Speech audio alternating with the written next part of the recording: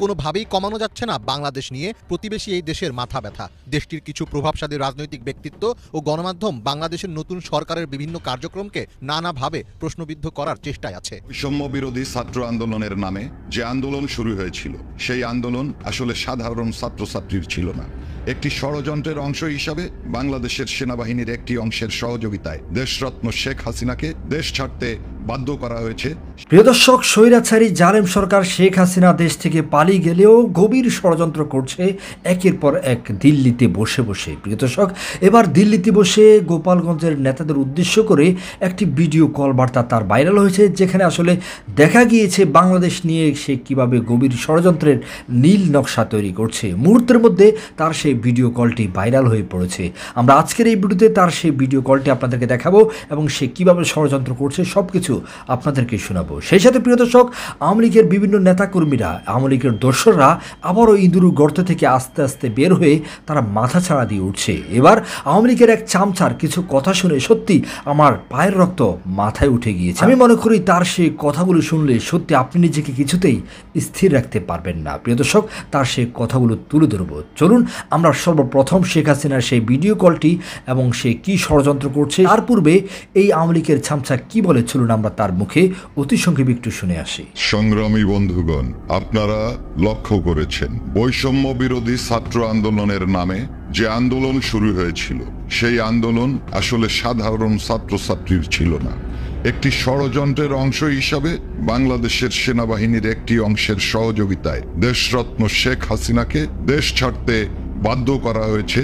শেখ হাসিনার অপরাধ কোথায়? তিনি বাংলাদেশের 14 লক্ষ গৃহহীন মানুষকে থাকার জন্য পাকা ঘর করে দিয়েছেন, স্থায়ী জায়গা দিয়েছেন। শেখ হাসিনা তো ভুল করেছেন, তিনি বাংলাদেশকে বিশ্ব দরবারে উন্নয়নশীল রাষ্ট্র হিসেবে পরিচিত করে দিয়েছেন। শেখ হাসিনা তো আসলেই অপরাধ করেছেন যে তিনি এই বাংলাদেশের 25% মানুষ যারা দরিদ্র সীমার নিচে ছিল তাদেরকে দরিদ্র সীমার উপরে উঠায় আনছে। এগুলো তো তার অপরাধ, কারণ শেখ হাসিনা তার পরিবারকে হারিয়ে বঙ্গবন্ধু সহ সপরিবারে তার পরিবারের সকলে যখন নিহত হয়েছে, সেই মুহূর্তে বাংলাদেশের মানুষকে আপনজন মনে করে তিনি বাংলাদেশে ফিরে এসেছেন। বাংলাদেশের মানুষের ভাগ্য উন্নয়নের জন্য সর্বোচ্চ চেষ্টা করেছেন, এটাই তার অপরাধ। আজকে আমি বাংলাদেশের সাধারণ মানুষকে একটা কথা বলতে চাই, আপনারা আপনাদের বিবেকের মুখোমুখি হন। শেখ হাসিনা যদি এই দেশের উন্নয়ন করে থাকে, তাহলে শেখ হাসিনাকে সসম্মানে দেশে ফিরিয়ে আনার জন্য আপনারা অন্তপক্ষে আপনাদের বাড়িতে বসে আপনারা শপথ গ্রহণ করুন। ওই বাড়ির কয়জন থেকেই শপথ গ্রহণ শুরু হোক এবং সেই শপথের গুণে আমরা অবশ্যই দ্রুত শেখ হাসিনাকে সসম্মানে দেশে ফিরিয়ে আনবো ইনশাল্লাহ। বাংলাদেশ আওয়ামী লীগ 5 তারিখের পরে আবারও যখন ঘুরে দাঁড়িয়েছে, শেখ হাসিনাকে বল প্রয়োগে বিদেশে যেতে বাধ্য করার প্রতিবাদে বাংলাদেশের বিভিন্ন জেলায়, বিভিন্ন উপজেলায় যে প্রতিবাদ মুখর হয়েছে, সেই খবরগুলো আজকে আমাদের মিডিয়ায় আসছে না। তার কারণ মিডিয়ার ত্রুটি চেপে দেওয়া হয়েছে। মিডিয়াকে বাংলাদেশের সাধারণ মানুষের কথা বলার যে অধিকার, সেই অধিকার থেকে তাদেরকে বঞ্চিত করা হচ্ছে। আর আসলে উনরা কি অধিকার দেবেন? ওনাদের স্বরাষ্ট্রমন্ত্রী মুখ ফসকে বলে ফেলছেন যে বেশি মানুষ মারা গেছে 7.62 অস্ত্রের মাধ্যমে, সেইগুলি সাধারণ মানুষের কাছে থাকে না, সেইগুলি ব্যবহার করে ন্যাটো, সেইগুলি ব্যবহার করে জঙ্গিরা। সেই পদে সাখাওয়াত থাকতে পারে নাই। তা বাংলাদেশের মানুষের অধিকার বা এই সরকারের কাছে আমরা কি আশা করতে পারি? সাংবাদিক ভাইদের উদ্দেশ্যে বলতে চাই, আপনারা নির্ভয়ে সংবাদ সংগ্রহ করুন।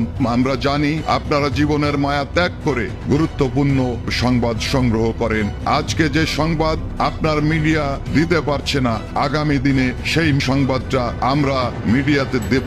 আপনাদের সাথে আমরা আছি। বাংলাদেশের সাধারণ মানুষকে কেউ কোনোদিন দবায় রাখতে পারে নাই, এখনো পারবে না।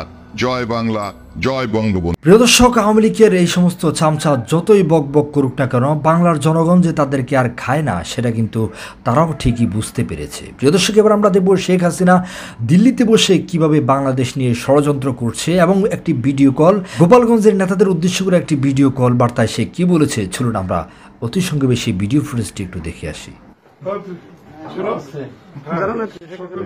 ক্যামেরাটা উঠে দিচ্ছি। আল্লাহ রুজি অনেক, আপনার দোয়ার বরকতে আল্লাহর রহমতে আমরা সুন্দরভাবে সাকসেসফুল হয়েছি সবার সহযোগিতা। ওই ক্যামেরাটা উপরে উঠে দিই। যারা ক্যান্ডিডেট হয়েছিল সবাই প্রত্যাহার করছে, জি সবাই জি সমর্থন দিচ্ছে। জি জি সবাই কাজে এই যে ঐক্যটা আছে, এই ঐক্যটা ধরে রেখে সবাই চলতে হবে এবং যারা আপনার স্যাক্রিফাইস করছে তাদের সবাইকে আমার আন্তরিক জি ধন্যবাদ জি জানাবো। জি জি জি স্যার। না নিশ্চয় না নিশ্চয় এই সময় কোন রকম গোলমাল লোক আমি চাইনি। হ্যাঁ, আসসালামু আলাইকুম। আপনি সুস্থ থাকবেন আপা, সাবধানে থাকবেন, সুস্থ থাকবেন। 75 বছর বয়সে যত সুস্থ থাকার মন চায় ততই আছে। সকলে আপনাদের দোয়া করছে ইনশাল্লাহ। সকলে আমরা সকলকে মোটামুটি একসাথে ধরে রাখছি, ধরে রাখতে পারি ইনশাল্লাহ। সবাই এক হবে, আমার ফোন দিও, তখন আমি এভাবে কথা বলবো। জি জি জি জি জি অনেক লোক ছিল। জি ভালো জি সালাম। মায়ের চেয়ে মাসির দরদ বেশি, মুখে মুখে প্রচলিত এই প্রবাদের বাস্তব প্রয়োগে এখন ব্যস্ত হয়ে উঠেছে ভারত। কোনোভাবেই কমানো যাচ্ছে না বাংলাদেশ নিয়ে প্রতিবেশী এই দেশের মাথা ব্যথা। দেশটির কিছু প্রভাবশালী রাজনৈতিক ব্যক্তিত্ব ও গণমাধ্যম বাংলাদেশের নতুন সরকারের বিভিন্ন কার্যক্রমকে নানাভাবে প্রশ্নবিদ্ধ করার চেষ্টায় আছে। ক্ষমতার পালাবদলের জেরে সরকারি বিভিন্ন প্রতিষ্ঠানে এখন চলছে পদত্যাগের হিড়িক। প্রশাসন, পুলিশ, বিশ্ববিদ্যালয় কিংবা ব্যাংক খাত সব জায়গাতেই স্বেচ্ছায় চেয়ার ছেড়ে দিচ্ছেন অনেকেই। অনেকের বিরুদ্ধে হচ্ছে মামলা, লম্বা হচ্ছে দুর্নীতির অভিযোগের তালিকা। কিন্তু এই ইস্যুকেও ভিন্নভাবে উপস্থাপনের চেষ্টায় আছে ভারতের কিছু গণমাধ্যম। বাংলাদেশে কর্তব্যরত হিন্দু কর্মকর্তাদের জোর করে পদত্যাগ করানো হচ্ছে দাবি করে সম্প্রতি সংবাদ প্রকাশ করে দ্য টাইমস অফ ইন্ডিয়া। প্রতিবেদনে বলা হয়, বাংলাদেশের হিন্দুদের উপর হামলার পর এখন নতুন চ্যালেঞ্জের মুখোমুখি হিন্দু জনগোষ্ঠী। হিন্দু ধর্মাবলম্বী হওয়ায় তাদের বিভিন্ন প্রতিষ্ঠান থেকে জোর করে পদত্যাগ করানো হচ্ছে। বাংলাদেশ হিন্দু বৌদ্ধ খ্রিস্টান ঐক্য পরিষদের সাধারণ সম্পাদক রানা দাশগুপ্ত টাইমস অফ ইন্ডিয়াকে বলেন, তিনি 10 থেকে 12 জন সংখ্যালঘু কর্মকর্তার জোরপূর্বক পদত্যাগের দাবি পেয়েছেন। তবে যারা পদত্যাগ করছেন তারা যে সরকার ঘনিষ্ঠ হিসেবে কুখ্যাতি কামিয়েছেন এবং তাদের বিরুদ্ধে যে দুর্নীতি ও অনিয়মের অভিযোগ জমেছে সে বিষয়ে কিছুই বলেননি তিনি। মৌলবাদী শিক্ষার্থীরা জোর করে হিন্দু শিক্ষিকাকে পদত্যাগ করাচ্ছেন দাবি করে সংবাদ প্রকাশ করেছে ভারতের আরেক গণমাধ্যম হিন্দু পোস্ট। প্রতিবেদনে বলা হয়, যশোর নার্সিং ইনস্টিটিউটের ইনচার্জ খুকুরানী বিশ্বাসকে পদত্যাগ করতে বাধ্য করেছে প্রতিষ্ঠানের শিক্ষার্থীরা। আসলে তাকে পদত্যাগ করানো হয়েছে এটি সত্য, কিন্তু এর জন্য মোটেও তার ধর্মীয় পরিচয় দায়ী নয়। জানা যায়, আওয়ামী লীগ সরকারের সময় রাজনৈতিক বিবেচনায় যশোর নার্সিং ও মিডওয়াইফ ইনস্টিটিউটের ইনচার্জ হিসেবে দায়িত্ব নিয়েছিলেন খুকুরানী বিশ্বাস। এরপর তিনি ক্ষমতার অপব্যবহার করে লাগামহীন দুর্নীতিতে জড়িয়ে পড়েন। এমনকি প্রত্যেক ছাত্রছাত্রীর মাসিক বৃত্তির টাকা কেটে রাখার অভিযোগও রয়েছে তার বিরুদ্ধে। কিন্তু এসবের কিছুই উল্লেখ করা হয়নি হিন্দু পোস্টের সেই প্রতিবেদনে। উপরন্তু হিন্দুদের জোরপূর্বক পদত্যাগের এমন ঘটনা আরও অনেক ঘটছে বলে দাবি করা হয়। এভাবেই আরও অনেক ঘটনাকে সংখ্যালঘু ট্যাগ দিয়ে অপপ্রচার চালিয়ে যাচ্ছে ভারতের বেশ কিছু গণমাধ্যম। যদিও বাস্তবতা হলো, এর প্রায় সবগুলোই ছিল সাজানো এবং উদ্দেশ্য প্রণোদিত।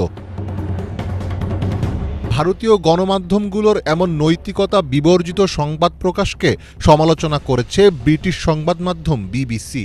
সম্প্রতি বিবিসির একটি প্রতিবেদনে বলা হয়, হিন্দুদের ওপর হামলার বিষয়ে ভারতের মিডিয়াগুলো যেসব সংবাদ প্রকাশ করছে তার বেশিরভাগই মিথ্যা।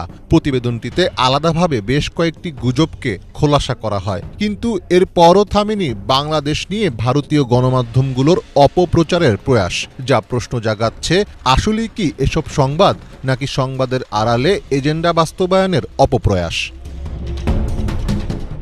মীর ফজলে রাব্বি, বাংলা ভিশন।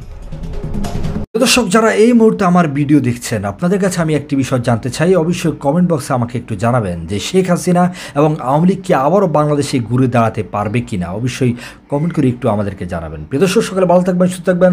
দেখা হবে, কথা হবে পরবর্তী কোনো ভিডিওতে। আসসালামু আলাইকুম রহমতুল্লাহি ওয়া বারাকাতুহু।